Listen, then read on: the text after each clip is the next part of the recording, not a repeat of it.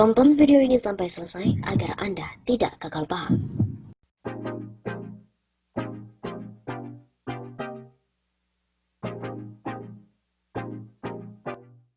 Jokowi tercatat sebagai presiden gagal, ekonominya masih negatif pada kuartal 3 2020.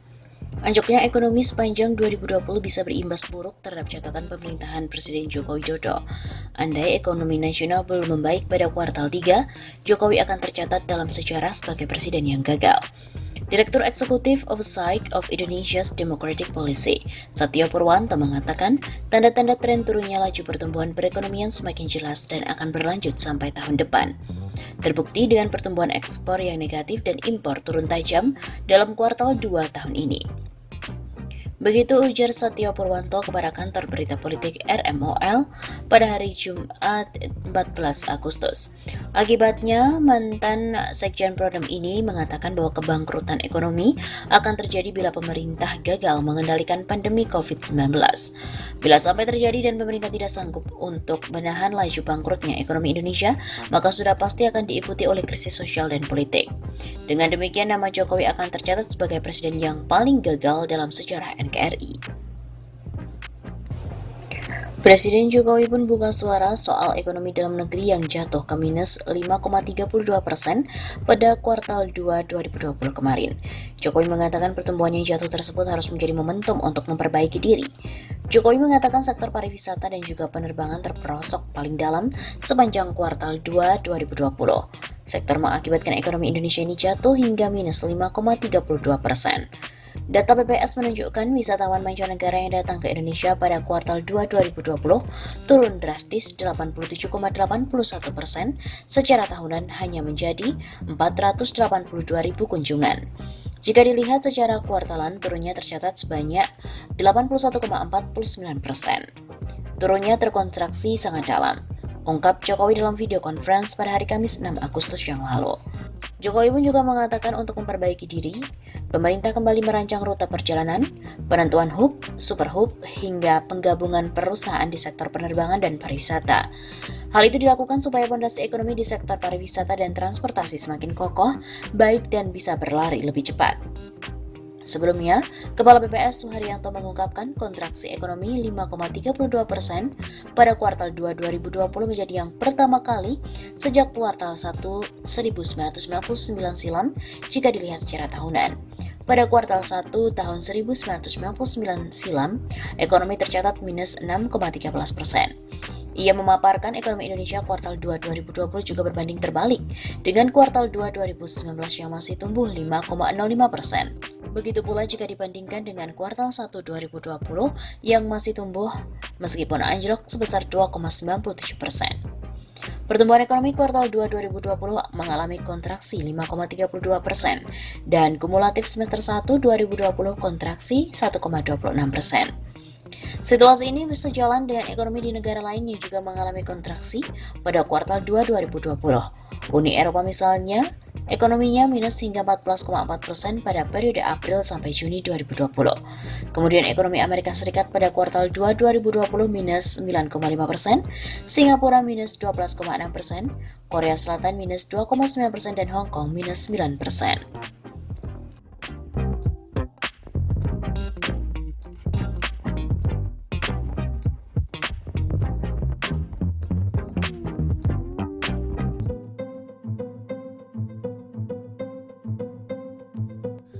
Utang Indonesia nyaris 6.000 triliun rupiah.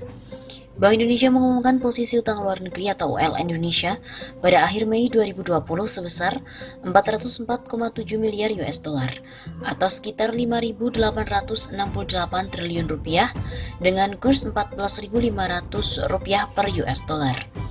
Direktur Eksekutif Departemen Kepala Komunikasi Bank Indonesia Oni Wijanarko mengatakan bahwa posisi ULN tersebut tetap terkendali dengan struktur yang sehat.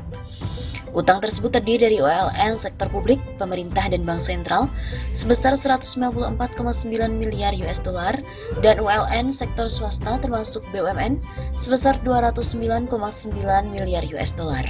Jelas Oni dalam keterangan resmi pada hari Jumat 17 Juli. Dia juga mengatakan ULN Indonesia tersebut tumbuh 4,8% secara tahunan atau year on year, lebih tinggi dibandingkan dengan pertumbuhan pada April 2020 sebesar 2,9% secara tahunan.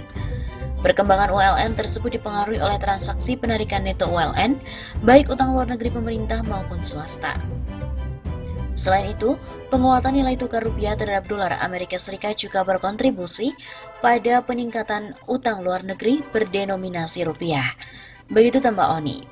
Oni juga menjelaskan bahwa utang luar negeri pemerintah meningkat dibandingkan bulan sebelumnya dengan posisi utang luar negeri pemerintah pada akhir Mei 2020 tercatat sebesar 192,1 miliar US dollar atau tumbuh 3,1% secara tahunan.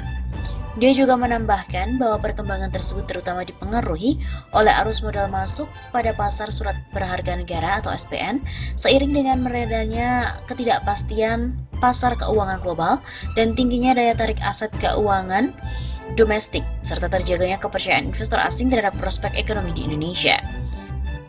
Sentimen positif ini membawa pengaruh pada turunnya tingkat imbal hasil SBN sehingga biaya utang pemerintah dapat ditekan. Oni pun juga menekankan bahwa pengelolaan utang luar negeri pemerintah dilakukan secara hati-hati dan akuntabel untuk mendukung belanja prioritas yang saat ini dititik beratkan pada upaya penanganan wabah COVID-19 dan pemulihan ekonomi nasional.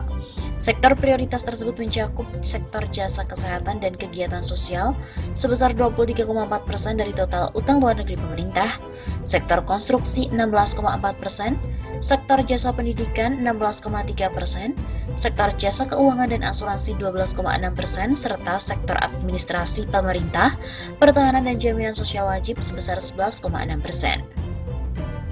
Sementara itu, untuk utang luar negeri swasta pada akhir Mei 2020 tumbuh sebesar 6,6% secara tahunan, lebih tinggi dibandingkan dengan pertumbuhan bulan sebelumnya sebesar 4,4% secara tahunan.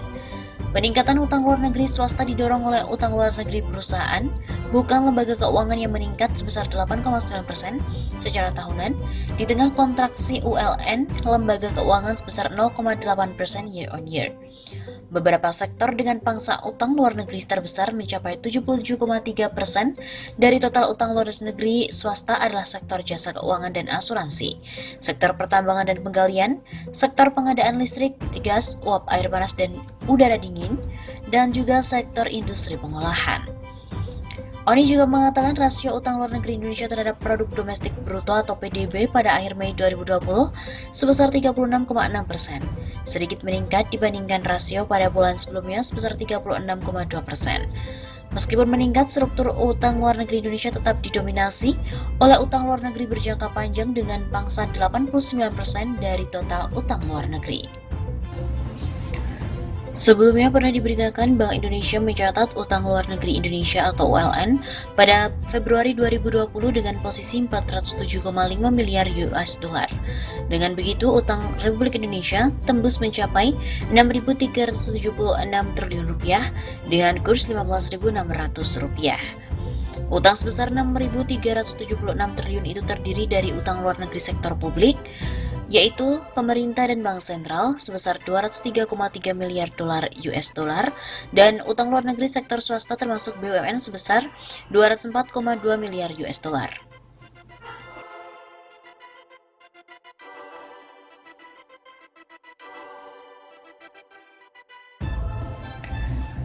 Utang luar negeri pada Februari tumbuh sebesar 5,4% year on year, melambat dibandingkan dengan pertumbuhan pada bulan sebelumnya sebesar 7,6% year on year. Perkembangan tersebut terutama didorong oleh perlambatan utang luar negeri publik. Begitu keterangan Bank Indonesia pada hari Rabu 15 Maret yang lalu. Lebih rinci lagi, posisi utang luar negeri pemerintah pada akhir Februari 2020 sebesar 200,6 miliar dolar Amerika Serikat atau tumbuh 5,1%, lebih rendah dari pertumbuhan bulan sebelumnya. Penurunan utang luar negeri pemerintah tersebut dipengaruhi oleh sentimen global sebagai dampak pandemi virus corona yang meluas. BI menyebut utang luar negeri pemerintah dikelola hati-hati dan kredibel agar mendukung belanja pemerintah pada sektor prioritas. Sektor prioritas tersebut meliputi sektor jasa kesehatan dan kegiatan sosial 23,4% dari total ULN pemerintah, sektor jasa pendidikan 16,3%, sektor konstruksi 16,2%, sektor jasa keuangan dan asuransi 12,8%, dan sektor administrasi pemerintah, pertahanan dan jaminan sosial wajib 11,6%. Akan tetapi, diberitakan lagi posisi utang Indonesia pada akhir Mei 2020 telah berada di angka 5.258,57 triliun rupiah. Nilai ini naik dari posisi akhir April yang berkisar 5.172 triliun rupiah. Rasio utang per akhir Mei 2020 naik di angka 32,09% dari PDB dari bulan sebelumnya di angka 31,78%. Adapun komposisi utang luar negeri pada Mei 2020 terdiri dari 4.442 triliun rupiah surat berharga negara dan 815 triliun rupiah dari pinjaman.